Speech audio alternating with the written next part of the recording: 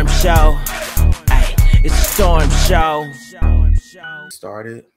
So Rhonda Loves Life, how are you doing today? I'm great. How you doing, Storm? I am doing really good. I have to say thank you for coming onto the show. I reached out to you. Well, you've come on a panel a couple of times on my show, maybe three times at this point. Yep. And I reached out to you not only because I saw your interview on Tasha's app, but you impressed me with how you came up. I don't want to say you were very coherent, but you were very coherent, articulate, to the point, and you were able to give your opinion in a way that was interesting but informative at the same time. Okay, that's good. Yeah. Yeah. So I was like, okay, I would love to have a conversation with her just about, you know, real life things. And so let's just get right to it. Millennial. Thanks for having me.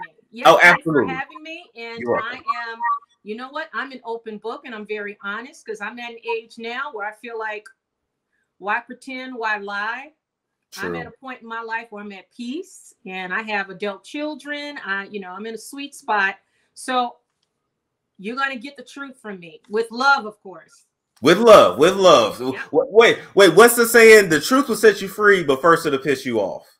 That's very true. But if you give a little love with it, like a little honey, you catch more bees with honey than you do vinegar. Very true. It might go down better that way if you have a little honey with it. Okay. Okay. I like that. I'm learning that. So to get right to it, why are millennials, so millennials, Generation Z, people 35 and under, why are we struggling in relationships? Why are we struggling to even commit to one another and we can't get along? Like, what do you, and I know that's a very big question, but why we can't get it right? What's wrong with us? You know what? I think your generation you have a separate issue than I had when I was growing up. Like we didn't have the computers. We didn't have, like, growing up, we didn't even have an answering machine. Do you remember that? You didn't have an answering machine. No, it was like an old, like, it'll be like someone would call. Oh, we didn't have a cell phone. So you would have to leave a message on the answer machine. So imagine when you're kids and growing up and you're teenagers, we would go outside and play. We knew everybody on the block. We knew the families. We would stay outside and play and chat and have fun until the street lights came on. Your generation don't have that, right? You guys I look at my kids and I had to force my kids to get involved in extracurricular activities. Otherwise, they would be on their computers in their rooms 24/7. That is true. That is true. And I'm thinking back. I mean, I want to say, I mean, they took recess from us after 7th grade. No, 6th grade. We didn't even go outside. We didn't really play outside. Yeah, you're right. We had a lot of social outlets growing up because there were no social media. There were no computers and games, video games. I mean, after school, we had the field house at the park district. So a lot of us would go up to the park, and in the field house, they would be playing pool or they'd be playing board games. So we had a lot of outlets for social interaction. Yeah. And then when it was time to date, we actually spend time together face to face, right? And you guys, since you didn't have a phone, right? Guess what? You had to talk, and you had to be able to keep a conversation going. If you was a man, you had to have game. If you was a girl, you learn how to attract a boy, how to throw those choosing signals, right? So you learn basic human interaction, and my generation don't have that. That's why we're weird. Or you would see people on dates. We ain't even gonna talk about the fact that for millennials, our version of dating is Netflix and chill. That's not a date. No. It's not a date. But even when you see people on dates, one is on the phone, one is, distracted, and it's just like, where's the interaction? Like, how are you getting to know one another? And there's something chemically happens, and I'm not an expert, but have you heard of Dr. Drew Pinsky? Yeah. I used to watch his show back in the day on Not MTV, but one of those channels. Yeah. Yeah. I listened to a lot of his podcasts, and he said something over the years. He says that something happens in the brain when we're social beings, human beings. So we need each other. We have to be in each other's spaces because something happens in the brain. And you know that when you're in love or you infatuated with someone, and then you get the first kiss and all that, that releases those chemicals, those feel-good chemicals in the brain. Yes. Those are things that happen. That's why social interaction is so important. In your generation, if the parents are not pushing that social piece, you're going to end up awkward socially, and you're not going to be able to connect with the same sex, or well, assuming that you're heterosexual, but you know, or a person of the opposite sex, assuming you won't be able to date because you have none of those social skills. And we pick up so much by sitting with the person. Yes. And, you know, you can pick up their vibe, their energy.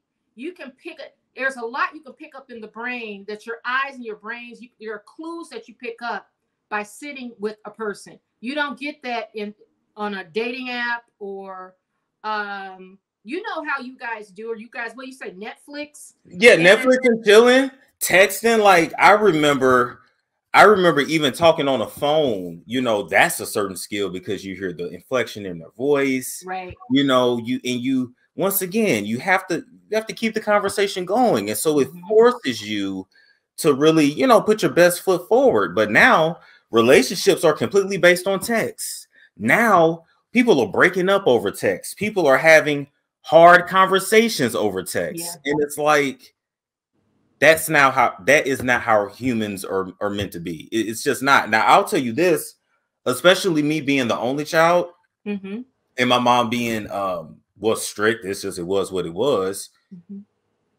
I now find myself, even with friendships, I ain't dating nobody, but even with friendships or relationships, it's like I can like you. I can like you. I can have love for you, but I have trouble bonding with anybody. Wow. Do you find that this make you uncomfortable, or it's just you don't even allow yourself? What do you think is really going on behind that? Oh, that's a good question. That's a good question. Because in most of these situations, I'm comfortable, or I've known these people for a while, so I can't say I'm uncomfortable. I guess that would be my own wall that I have up. Of course, you know, it's me, it's not them, but it's like I feel something, but I really don't feel anything. You know why too? I'm thinking, and I notice it because I have kids. My daughter's 18, my son's 20. My daughter just turned 19 and my son's 20. And then I have nieces and nephews that are like in your age group. Okay. I think socially, you guys can have those walls up, and that's how you guys socialize. Like you said, via text, via email, well, not even email, but via text, or, you know, and you're back and forth communicating, and that's how you communicate. But you're not expressing yourself. It requires something in you to be socially interactive with someone. So you have to make an effort to be in their presence. So I think the way, and I'm telling you, it's bad news to me, because people my age see it, is that how can you really have any of those true feelings that come up if you're not having real relationships where you're sitting with that person and you're spending time together steadily in each other's company? You can't help but to have feelings that come up. But if you're just communicating via text and that's all your interaction, and you sit and watch a movie and drink a beer, whatever, then that's it. But you're not doing all the things to meet up to that. Because remember, the dating, there's a ritual. First, you have to get the person to like you. Yep. Be interested. Then you have to pursue them and romance them. And there's a game between a male and a female. And things are, you know, I'm just talking heterosexual, but I'm sure the same things happens with homosexuals, is that there's a dance that happens that can only happen socially, where you're in each other's company. But when you're doing it via text, you take out all the chemicals and the authenticity of it. It's not a relationship. You're just chatting back and forth. Yeah, literally, you could just be two robots because, you know, and now that I'm thinking about it, you know, as you're speaking, that would also make it very easy for me just to walk away from relationships because you don't really feel anything. You But didn't invest anything. But I will say I come from a family like that. We're not close. I just haven't seen that. And so, you know, or I'll see like people, they'll have a disagreement and then they stop talking for 10 years. Like literally, I know family members that have had beef since like 75. Yeah. And it's 2020. I have that too. And I did not come from a background. I didn't come from a background that was very healthy and vibrant. I came from a very depraved and dysfunctional background because my father was a severe alcoholic and he was abusive to my mother. There were 5 kids and my mother ended up dying she had cancer and died when I was young. Okay. So when I was 13. So early on, and my siblings and I, we laugh about it. Early on, we knew that we were in a effed up situation. Like we knew, and it was just and I had to bury my father about 7 years ago. But my point is that I knew I wanted something different. Like, I just knew that was the type of man, a relationship I didn't want. Now, I think it was the times that I was born in because I had so much support socially. Like, he would go drink, but we were all with the neighborhood kids on Indiana Street growing up. We would play with our friends, and the only time we got in the house is to go to bed. So that social network helped us. But I didn't get it from my father, certainly, and my uncles and all of them. They were dysfunctional. But you got to want something different. Like, you recognize, okay, and you've been in therapy, right? You're doing therapy. Still in it. I'm still doing it, and I'm 55 years old. But I'm at a different place in my life. And that stuff in my past, the trauma, I've worked out. And it was hard, but I've worked it out over the years. But I think that you have to want to say, okay, I want to have a real relationship with someone and risk it not working out. But to have the experience, listen, to fall in love the first time is beautiful. My children's father, my first marriage, we were married almost 20 years. Would I ever want to do that just because the relationship didn't work? No, I would still I would do it all over again. So those benchmarks in your life, you want to have those. And you can't, I don't think your generation can have it with the texting back and forth. I think it causes more harm than good. Oh yeah, so much miscommunication. Well, yep. You said this, how did you mean it? I didn't mean it like that. 80% of that could be solved if you just had a face-to-face conversation or if you had a phone conversation with someone. Or now, I guess there's really no excuse now because we have video conferencing. So you can FaceTime and at least see someone's face as you're speaking in their body language. Because 70% of our language is from our body, not even what we say. So that's true. Wow. That's very true. Now, go ahead. You had Young Pharaoh on yesterday, which I thought was a phenomenal video because we saw on display. He started so calm. And then it just went downhill, right? And when I asked about his baby mama, yeah. Once you hit the, scratch the surface, and he touched on a hornet's nest, which is his baby's mama. No, he's got 2, right? Yeah, he's got 2. He's got the first one, but the second one is the one golden. That's the one that everybody knows about. So much anger with her, and looking just looking at it, being an observer, you can tell, okay, would you want to sit with all of that anger and resentment? Who wants to sit with that, right? And that is something, and we've all been there. I've been so angry, not about that, but I think trauma, and when someone triggers it, and you mentioned that yesterday. Yep. If they trigger that and that switch flips, it's over. It's over. And because I was pointing out to people, what he would say is, my baby mama did this, and it's just like when this happened. And so when it's the PTSD in his mind, he jumps and he's not even aware of it. That's why I want him to seek therapy. Now he has to feel that there is an issue in the first place, because that's my guy. Whatever he goes through, he goes through. But money ain't gonna solve it. Nope. You can always make some money. He made 1.4 million last year or the year before that. He can always figure out how to make some money. He's a hustler, but it ain't gonna make you happy. Nope. And happiness is an inside job. And it sounds corny to younger people. And I tell my kids that over and over again, and I try, and they got to still walk their path. Like, I can't walk their path for them. I certainly won't be a helicopter mom. That I knew was unhealthy. So I give them, they got their freedom. They're adults now. I did all I could, and their father and I, we're no longer together, but we co-parent well. But I can tell you, I tell them all the time, happiness is inside. You can't buy it. You can't, a relationship's not going to make you happy.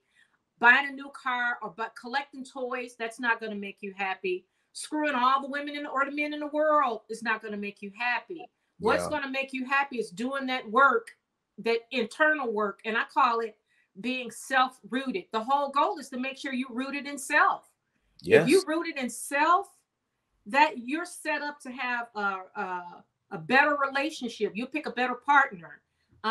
You'll pick a better time to have children. I didn't start having children until I was in my mid-30s. Wow. We were married about 10 years before I started having kids. Wow. Can you speak on that? Because people act like they act like there are no preventative measures to stop from getting pregnant. I appreciate somebody saying, no, we took 10 years before we had kids. You know why? Because the both of us, my ex-husband and I, we had very similar backgrounds. We both lost our mom at a young age. We were both raised by violent alcoholic fathers. And we married young. We married very young. But what we knew is we did not want, I mean, when you grow up in such dysfunction like that, you can either repeat it or you can say, hell no, never again. I'm not walking this path, because it was a horror show. Yeah. So we waited, and we were like, we lived on the north side of Chicago, and he and I, we were like living it up for 10 years until we were in our 30s to have kids. That was the best thing. The relationship did not work out. We don't have a crystal ball. We don't know. But what you can do is say, okay, this person is someone that I loved for a lot, and I still have love for him. He for me, we're just no longer a couple. But you're not romantic. Yeah, but we produced 2 beautiful children.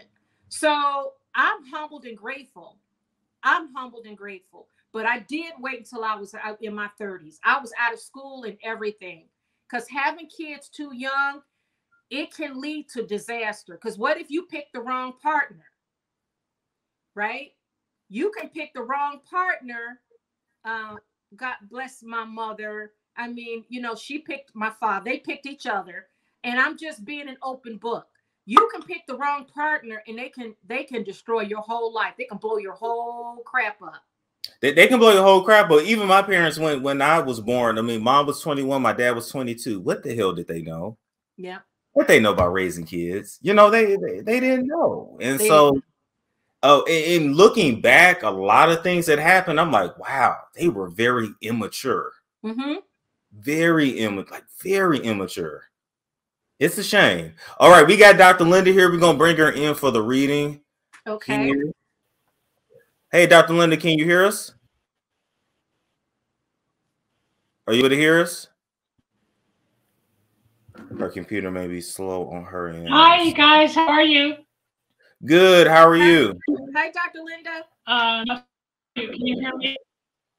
It's going like in and out. Slow here. It's real buffered. Yeah. Do you have your phone? Yeah. It's in and out. Okay. I'm gonna text her. I'm gonna tell her try to come in from the phone. Sometimes it doesn't work. Okay. But yeah, I appreciate you.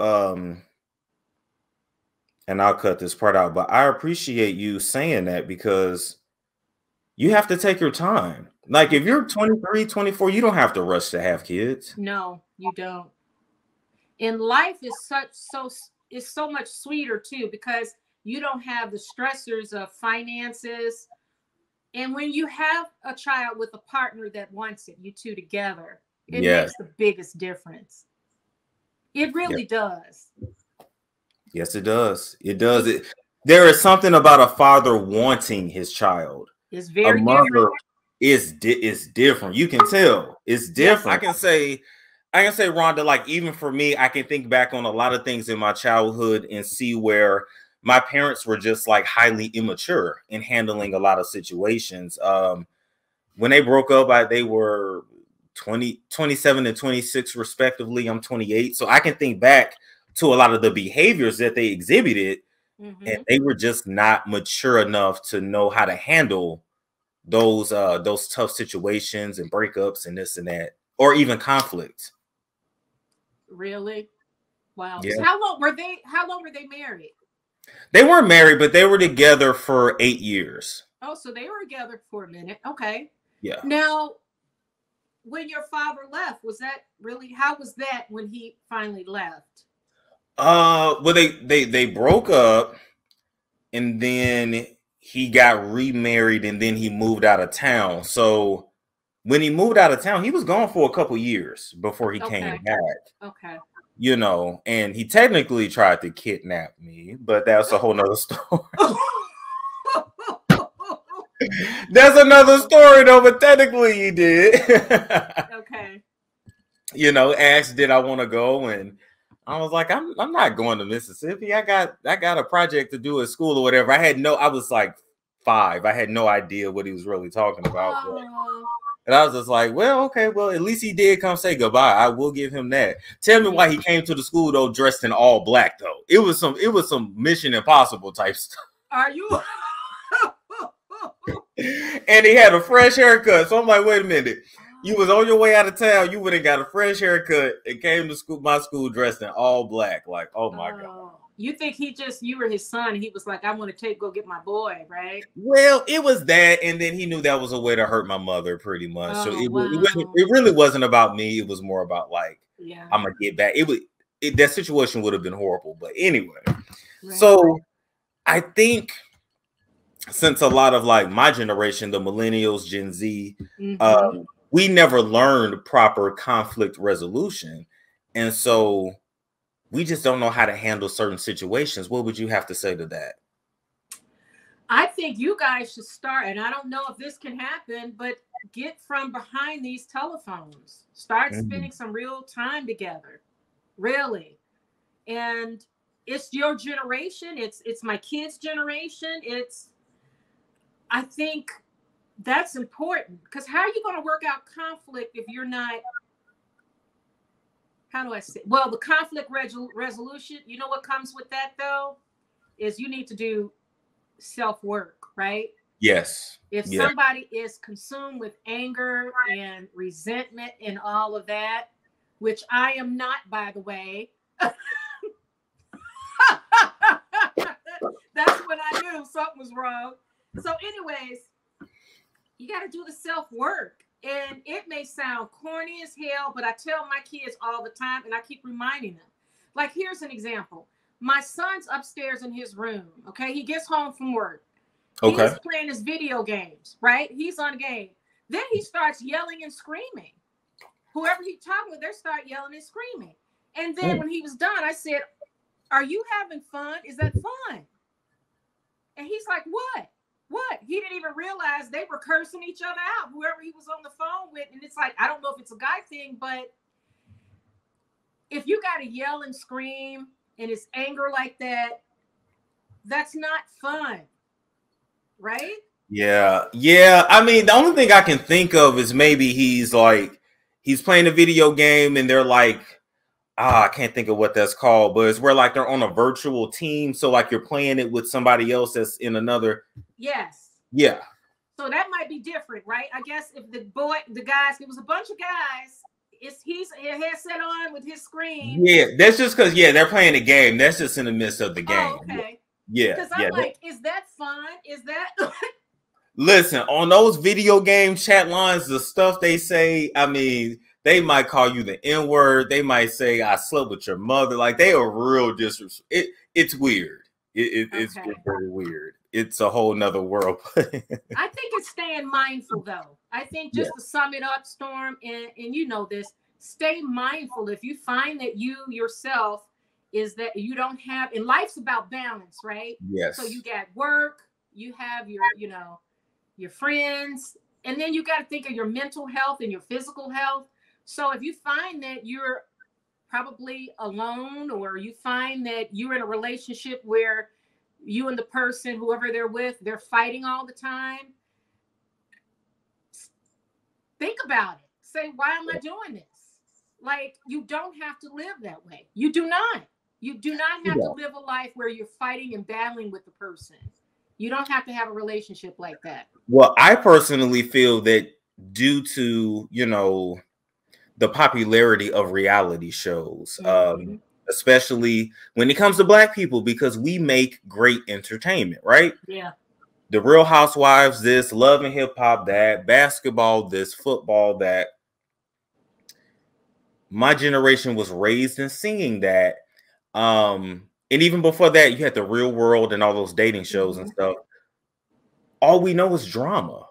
Like, I didn't grow up really with wholesome TV shows, right? Like, okay, we had One-on-One, Half and Half. Like, we had some things, but we didn't have a Cosby Show. We didn't have Good Times or Sanford and Son or 227 or That's My Mom. Like, we didn't have that.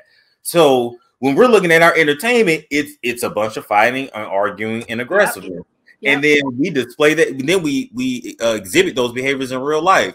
And then now we got the internet, and we all roasting and dragging each other, and we get paid. Some people get paid very well to do that, and so that's entertainment. That's like, I mean, think of Nene was getting paid how much? $2 million a year at one time in Bravo.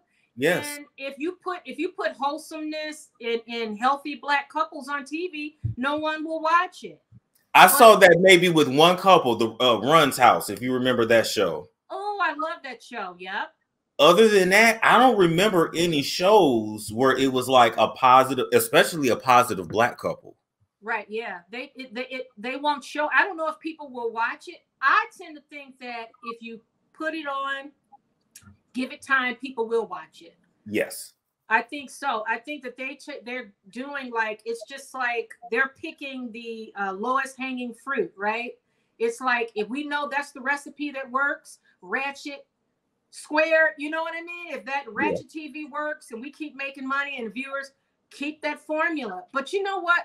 There are people in real life, people are not doing that. There are people who are actually in good relationships and who trust each other and who respect each other. We just tend to think because, and my kids don't watch TV. I don't play that. Because, oh, wow. Okay. Oh, no, hell no. Like, my kids know, like I was telling my daughter, I said, do you know Kanye's wife, Kim Kardashian, if you type Kim sex tape, it'll be her picture pop up with Ray J's pee-pee in her mouth. And my daughter's like, what? And it's like, because if you're educated in front of a television set and that's how you shape, your world is shaped by that, then you're doing yourself a disservice. And I think that's with a lot of our people, is that because at the start we come from homes that are headed by single parents or broken homes. Yes. Or, you know what I mean? We don't, it starts with the family. Yeah, you're right. Or even being, because we don't have big mamas no more, or stuff. People in the family that you can trust to watch your kids. So then you become a latchkey kid. So you come home, and typically your mom's working the evening shift or overnight, graveyard, whatever, and TV is raising you. That's right. Because my grandma and my aunties, when we were growing up, you're right. Because guess where we stayed? Because my father couldn't hold a job. He was drunk half the time. Guess where we stayed? With my grandmother and my grandfather. They were married like until my grandfather had to bury my grandma and my grandma. But my grandma was the one that cooked. She's the one that set the rules. My mom didn't do any of that. If we didn't have her, we would be in a crack load of trouble. So our generation of elders, we had aunties and uncles. It was a village. Now it's not a village. Yeah, we don't have families, and we wonder why these Black kids are wilding. We wonder why. Oh my God, why are we not progressing as a people? It all starts with the family. It does. Every other successful race, ethnicity, whatever you want to call them, they have family. You see the Hispanic, them Mexicans, it's like multiple generations live in one house. Yes. I think that is beautiful. I can't wait for my kids to get married and have children. they can all come here as far as I'm concerned. But see, and I love that you feel that way, but so many black people feel like by the time you're 17, when you getting out of my house? No, I need no house. No, and why put my kid out in the street so that you know how it is once they get out in the street and the influences that are out there. No, it's hard. It's hard to reel them back in versus saying, you know what? You know, I'm not forcing you out. Yes, you have to work or go to school. You got to be doing something, you know. But if you really think about it, if you got kids and, you know, let's say you're a single parent, but you got kids and then they grown and they work, hell, they can help you pay off your house. They can contribute. Right. And when I was working at the post office, I worked with this girl. She was black and Hispanic, but it was her sister, and her brother. They bought a house together. They were going to pay that house off, move into another one, pay it off, move into. So by the time they was done, all three of them would have a paid off house. You can't get black folks to work together like that. They don't. And it's sad. It's like, to me, you know what, Storm? That makes a lot of sense. Think about it. Why would my daughter's at school away and my son goes to school in town? So when they graduate, why would they pay probably a white man rent in a luxury, apartment building, 2 separate rents, when they can put their money here? I told my kids they can stockpile their cash. So the first, they can get themselves like a little studio condo. You know what I mean? Yeah. Something, don't pay no white man rent and take money out of the family. Don't do that. So you're right. Girl you met, that was smart. That was smart of them. And like, you know, even with my situation, you know, my rent almost $3,000 a month. Woo. You know, you in downtown Atlanta now, right? Yeah, Buckhead. It's so not far from downtown, but even if, let's say I'm even Atlanta, period, you're gonna be paying at least $2,000. Wow, it's expensive in Atlanta. If you want something decent without roaches and all that, yeah. Wow, you paying for woo.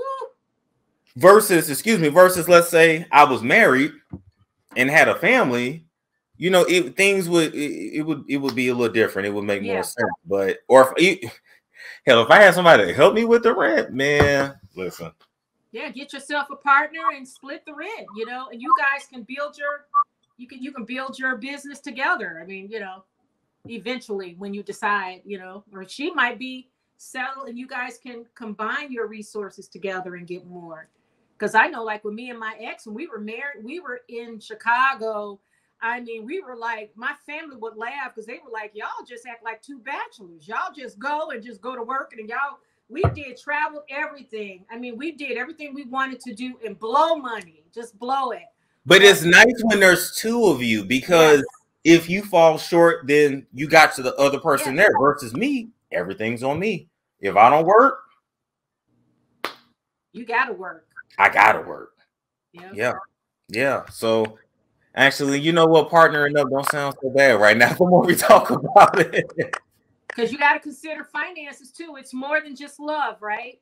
It's companionship, obviously, but then your finances too. You want somebody who has the same vision as you. You don't want some because there are some females that they don't want to work or do anything, you know. Or like, I think I saw one of your videos where you said, I would like to have a female. You said you'd like to have a female that would take care of the house. She would cook, she would clean, you know what I mean? And that takes the stress off of you. You're the architect of your own life, really. Yeah. I got bashed for that. I got bashed for that. It's 2022. Ain't nobody finna be cooking all day. I didn't say she had to cook all day. All I'm saying is, I think that's beautiful. A lot of this, yes. Yeah, it is, because cooking is love. My sister stays home. My sister is a homemaker. She cooks, clean. That's all she wanted to do. And my sister, she's the only one that's been married to my brother-in-law. They've been married 35 years. It works. Out of 5 of us, that's the one. She and my brother-in-law only one stayed married. My 3 brothers and me, we are all divorced now. But it works. It works. Now, don't get me wrong. I know I have to do my part and provide, but I can do that. So that's not an issue. Yes. But like, if I don't have to worry about, okay, we got some furniture to deliver. Okay, now I got to put this up. I got to figure out where this is going to go. I don't even want to have to think about that.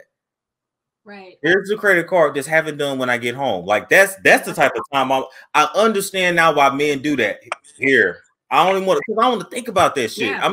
Excuse my French. I'm just Right. being honest. Like I really just want to work and travel, and so if I could find the one, then basically I just need the support on that end. That saves a lot.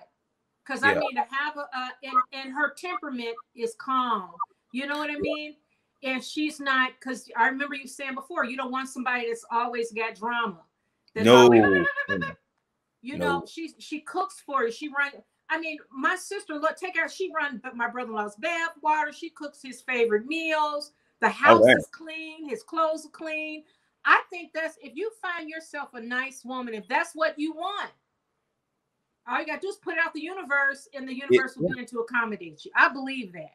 Because I was in LA visiting my mom and visiting some friends, and we were having the same conversation. And I was like, look, listen, yes, I know how to cook. Yes, I do. I just don't like to. So if she can take over that, do my meal prepping and stuff, since I bodybuild, do my meal prepping, that would be great. She'll never have to carry groceries in the house. She'll never have to take out the trash. Like, and I'm a dude that cleans up. So like, you don't have to worry about that. I'm just asking for just a few little things. So I don't know. I just think that people aren't used to that in these times. So it sounds crazy when you say it. And that's really sad, because they look at it as if, especially females, say, well, I'm not going to be his slave or whatever. But it's not like that. It's a partnership between two people. And each of you have a role in that partnership, and it's what you agree on with each other. Yes. And you, like I said, you're the architect of your life, and you can meet someone else, and you guys got the same kind of goals, and you're equally yoked, and you meld together. She takes care of the home. There are some women like me. I could never do that. I could never stay in a house. But my sister was back like that. We're a year apart. My sister was like that since we were young. She always wanted to be. I always wanted to be in something. Okay. And my sister wanted to be in the house. She wanted to be a homemaker. Wow. And there's something to that. It's important. Who's gonna watch the children? Do you want a daycare watching your kids? Hell no, because you missed your watch out. I'm stumping everybody out. I'm just gonna shoot up the place. Like, you see these videos on the news of them making the kids eat out of trash and just all kinds of. Like, my grandmother didn't allow me to go to daycare. She didn't. Yeah, she didn't allow that. It was like day 3, and she was just like, "Yeah, you're not taking him to daycare." And it was just like, okay. Beautiful. Like, there was no question. It was, no, you're not taking him to daycare. That's right. Because you got strangers watching your kids. Yeah, and you can't lose them. No. And daycare is what, $1,500 a month? When I had my son's the oldest, when I had him, the daycare was more than our mortgage. See, and then after a while, we were like, "Oh no, fuck this! No, you just throwing away money." And I stayed at home for a couple of years till Manny got of school age, and then I started working part time because I'm an accountant by trade. So I was lucky enough where I could work a flexible schedule, and I would pick him up on half a day, right? And because I was like, we're going to have to cut corners. I mean, at least we were set financially where we could do that. But that daycare was more than our mortgage. See, it's not even worth it at that point. I remember I worked for child services in Arizona, and one lady was like, "Oh, I'm just working here to pay for daycare." Like, that's where her whole check went. Yeah. Yeah. I was like, that don't make sense. Pay for daycare to get health and dental. That's probably why, to keep her insurance. We did have the best insurance. Yeah, now that was true. We had better insurance. So it was that too. But I was just like, damn, like, wow. I just couldn't imagine I get paid and I'm like, I'm about to hand my check right back over. It's insane. You're wasting money. And that's why we miss the village. I think in our community, we don't have that village anymore. Yeah. And that village was very important. I mean, I remember in the summertime, we would go to Michigan, to Kalamazoo, Michigan, to see an aunt, and we would stay there and give my grandmother a break, and the cousins would be at my aunt's house, and we'd all be playing it, at her, you know, she had like, she was in Kalamazoo, Michigan. She had a big backyard, you know, and cook and stuff. Yeah. But the cousins, we were there to give our families, like our parents and grandparents, a break. But we don't have, who you going to send your kids to that's going to take them now? Isn't that sad? It's sad. It's very sad. So what can we do to change that? What can we do to set a new, I guess, set a new trend? I don't know. I think getting into that village mentality again, and that's going to require that you get from behind the phones. Okay. That like join, like I'm thinking join more groups, but what groups can, here's the thing, and we talked about this. It's like, and you mentioned this yesterday. You said, someone said the Black people, we're going to be non-existent, right? Yeah. I'm thinking that it's going to end up being, we're just going to be designated as people of color. Reason why I'm saying this, and this is, you know, I'm just thinking, this is me thinking out loud. I don't know. I'm just trying to sort this out. Is that in order for you to go out into the world and meet people, I think it's important. You're not going to find an all Black group, right? Because you were saying, like, there are social groups, but then the social groups are based on what? Parties, like the fraternities and stuff like that? Oh, yeah. Yeah. But what about, are there Black social groups that promote family, I don't know. I'm just I don't guessing. know. I guess some people would say the church. I don't know, though, outside of church. I don't want to offend anybody, but the church, I don't go to church. The church is not where I find my higher power. I mean, I had the most problems with people in church. And that's not to say that churches, I think God is everywhere. Because I don't want to offend people who watch this, who go to church. I think God is everywhere. God is not only in the church, but he's out here in the world. And I call it in the trenches. And that's where my God is. And that's where I dwell. So when I do social things, like for even me personally, because I'm of an age now, my kids are older. I've got my own business. I have my own accounting business that keeps me busy. And I just ended a relationship. So now it's like, okay, I have to stay mindful. It's like, okay, Rhonda, okay, what are you doing socially? What are you doing, you know, romantically, things like that. So I had, when I go out, I noticed that when I go, like I went on this hike, it was like a hike in one of these big forest preserves that's in Indiana. And the group was so diverse. So I'm meeting diverse people. And think of people your age. You're going to end up probably pairing with someone like my two kids. They'll probably pair up with someone of a different race, maybe. Right? Possibly. Yeah. I mean, it's unavoidable. So I'm thinking when you mentioned yesterday about Blacks, because I think that, and I teach my kids, get out from behind the computers, get out in the world. God, and stay mindful and prayerful, but God is everywhere. You don't have to go sit in a church. Because it was hard for me to look in church and see all these people. And I hate to judge, but when we're religious leaders and I see these mega churches making all this money and they don't put money back in the community, it bothers me. Yeah, it should, because it's not right. Yeah, so that's not where I dwell. And so my question to you is that, and I know that some people will look and say, well, I'm not anti-Black. Of course I'm not. I'm Black. My ex-husband's Black. You know, my children are Black. But for them to get out in the world, I would prefer that they meet people of all different races and cultures so that they don't deny themselves a thriving life, right? Because we don't have the institutions in place in our communities that I see, because I don't want them sitting up in a church where they're giving their money to somebody and they're not doing any sort of social service work in the community.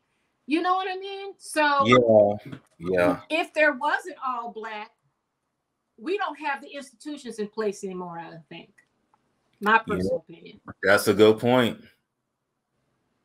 That's a good point. We don't have we don't have any choice but to integrate, so to speak. Yeah. Right. So, yeah. And people don't want to hear it. And on the internet, it gets rough. You know that. I mean, some of the comments, and you know, it's shocking, but I know in the comments yesterday, some of them were calling me Mammy. I don't even know what Mammy is, but I think that's from Cynthia G. They said she's an old Mammy because I was looking at young Pharaoh. And to me, I think you got to handle it. Life is about doing the next right thing. And that's what I learned in my life is I try to stay kind and I try to do the next right thing. Okay. And I'm struggling on the internet too, trying to ride that line where I want to be interesting enough to say so, for people to watch the videos, but I don't want to be cross the line while I'm causing more harm with what I'm saying. But I think like with young Pharaoh, he needed someone. To me, it's like he was drugged. I have no question now. Oh yeah, not at all. Not at all. He was drugged, and I hope he's careful. And I was called Mammy in your comments. I'm like, what's a Mammy? I guess they're saying that because they felt like you was caping for him. They was mad at me because I wasn't dragging them. Listen, I wanted him to speak his piece, which was the point.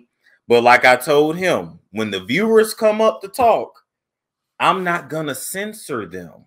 Right. You said black bitch how many times in his interview? Like the energy come back. I gotta be fair. So yeah, they gonna feel how they feel. Video. That was a phenomenal video yesterday. It absolutely was. And you did perfect because you let him sit, and eventually people reveal themselves anyways. Have you sat with a person? All you gotta do is sit and watch him. And all you gotta do is listen. All you gotta do is listen. Yeah. Yep. And he revealed himself for the whole world.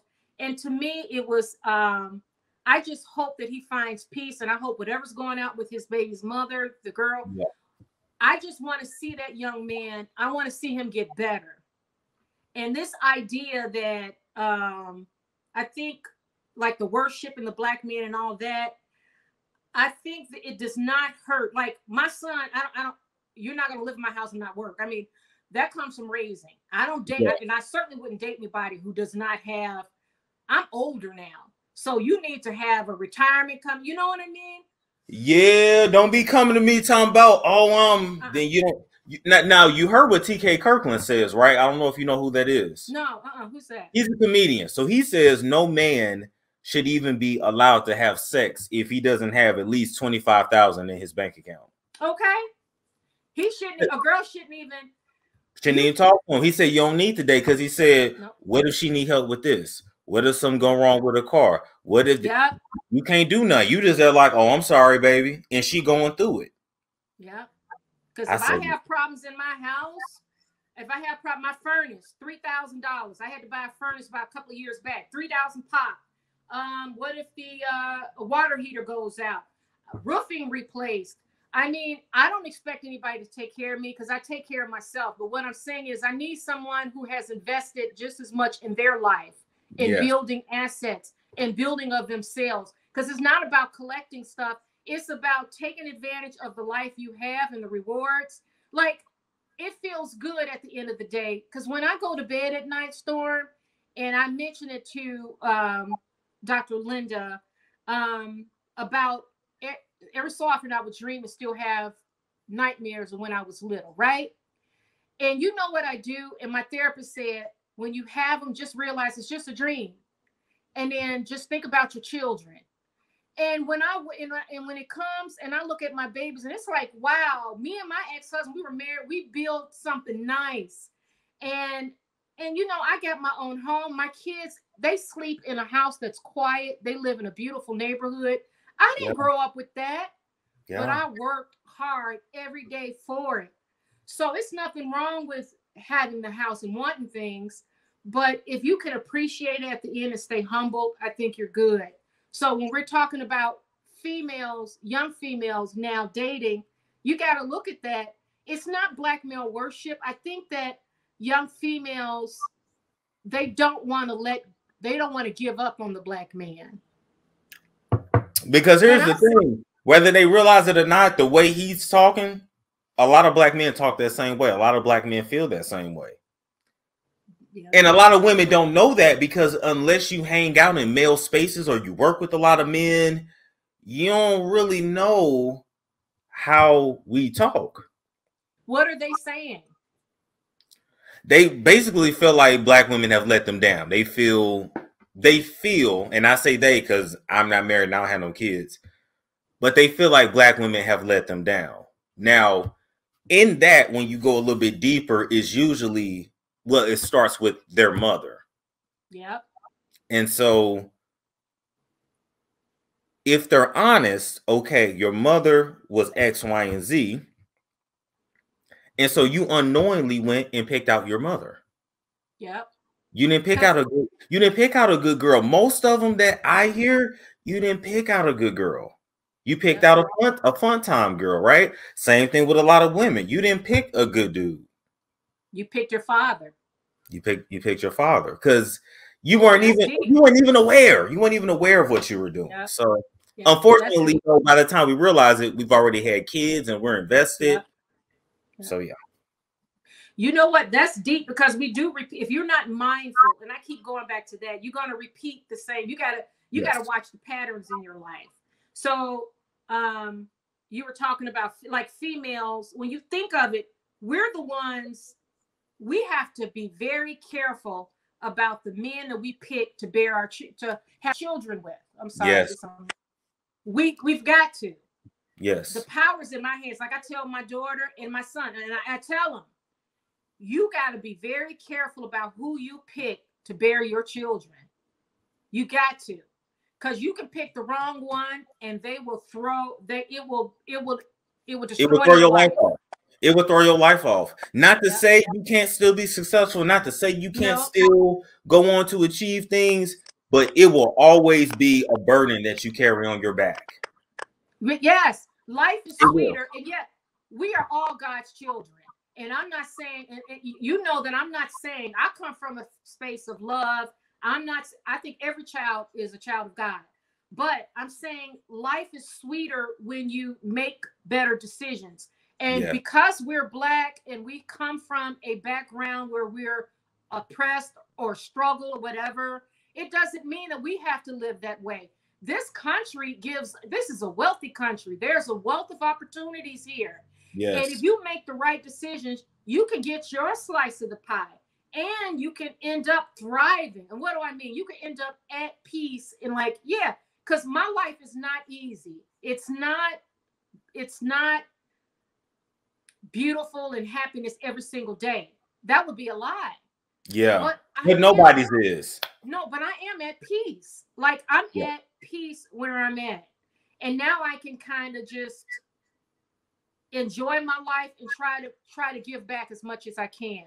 But with my kids, I do tell them that, please, whatever you do, and they know it, don't get pregnant until you get married. Don't get anybody pregnant. Wait until you find the one, and don't even bother trying to find the one until you're in college, until you're out of college, got your career. Now they still gonna do what they want to do. True. But at least you told them. At least I told them, and hopefully people who are watching this video, those who get something from it, you do not have to be a single mother, or you do not have to look at Kanye. Does Kanye have any kids other than the 4 with Kim? No, he doesn't. You know why he doesn't?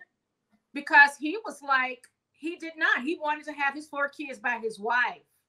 Now we can say his choice for a wife. It's questionable, but nonetheless, he wanted his kids with her. And you're right. But he also has to understand who she is and where she came from.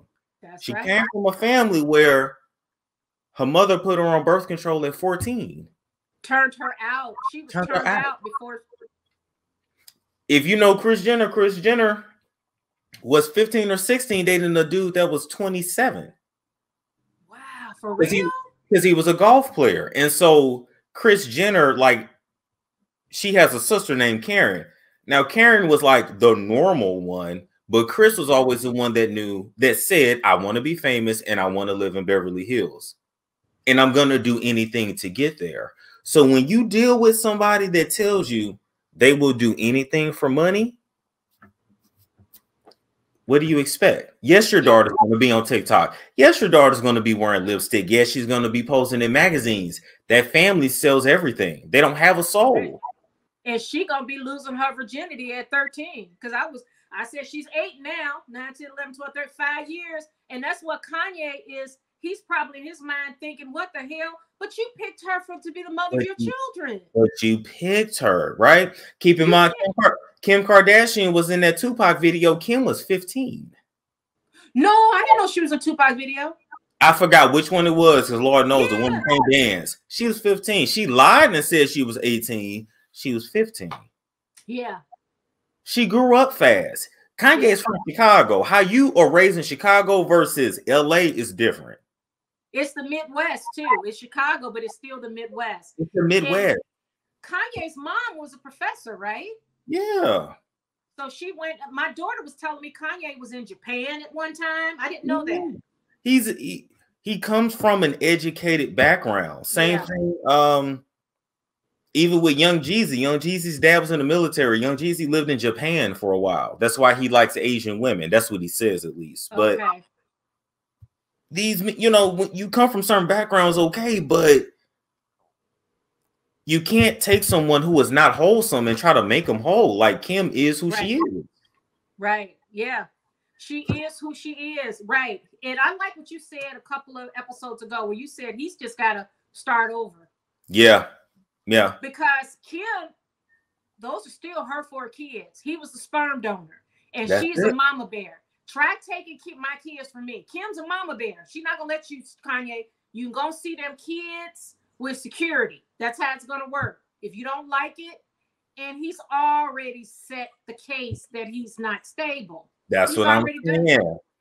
And so many of our Black men, even in their 40s and 50s or whatever, are highly immature. Yeah. Yes, you can be passionate. Yes, you can be assertive. Yes, you can. There's a place for all that. But it's like they don't understand this looks bad. Let me not post that because that looks bad. You think you're helping your case, but you're hurting it. She's white. That's a white woman. Yeah. That's true. All she got to do is go to court and say, I'm scared of him. That's it. And his behavior on social media, it cracks me up when they say, well, he's trying to sell an album. I'm like, you know what? Kanye's a billionaire. What he's doing is making the case. He's working against himself. Every time he pull that thing on his face, and then he's sending Kim those flowers.